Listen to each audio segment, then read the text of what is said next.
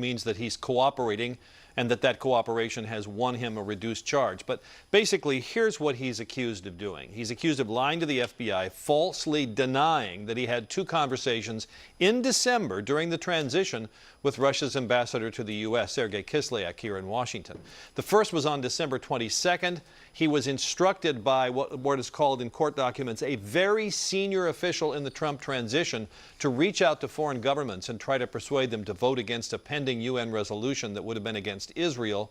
Flynn says that he called Kislyak and tried to get the Russians to vote against it. By the way, they called him back later and said, we're not going to do that.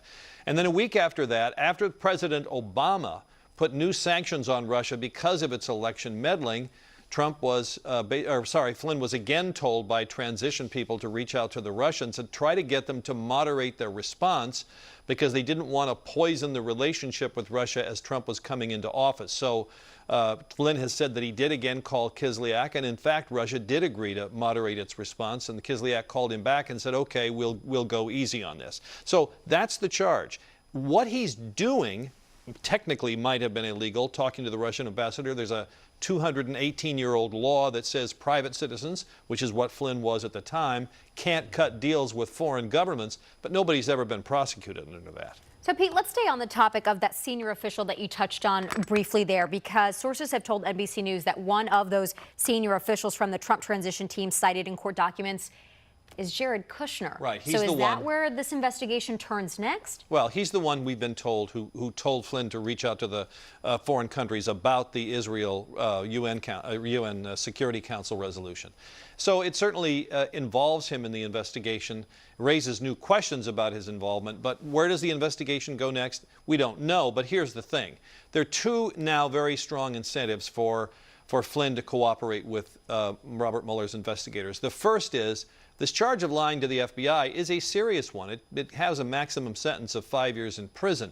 Now, it's unlikely he'll get that if he continues to cooperate.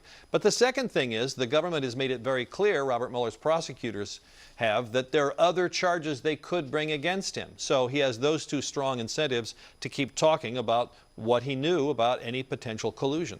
And Pete, of course, we've still got 2 investigations, House and Senate. How might this affect those investigations and what happens on the Hill? Well, I don't think it's going to affect them a lot. I mean, I suspect that they were already aware of a certain amount of this. There's been sort of limited cooperation between the special counsel, both under Comey and now under Mueller, with the congressional investigators. So they're sort of aware of this. It, perhaps pushes them in that new direction as well, but I get the sense that they already knew that some of this was coming. Interesting Friday. We'll see you tonight on NBC Nightly News. You bet. Pete, thanks so much. Thanks, Pete.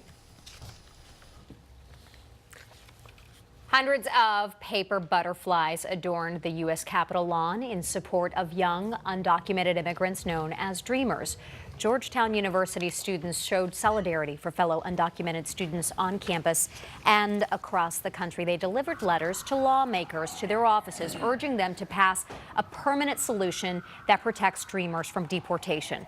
There's growing bipartisan support to make a deal that helps the 800,000 young undocumented immigrants.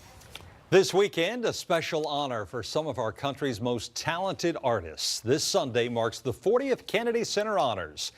It pays tribute and spotlights individuals whose careers have enriched and shaped cultural life in our country. Among this year's recipients, choreographer Carmen Lavadade, music superstars Gloria Estefan and Lionel Richie, hip-hop star and actor LL Cool J, and longtime TV writer and producer Norman Lear. What looks like Baltimore but tastes like gingerbread? The Gingerbread Village, now on display at the Maryland Science Center. Oh my gosh, look how delectable that is. The village was created by the chef at the Science Center, and it features 500 houses, stores, an ice rink, and a carousel. It took 270 pounds of gingerbread dough, 910 pounds of icing, and 700 candy canes to make it happen.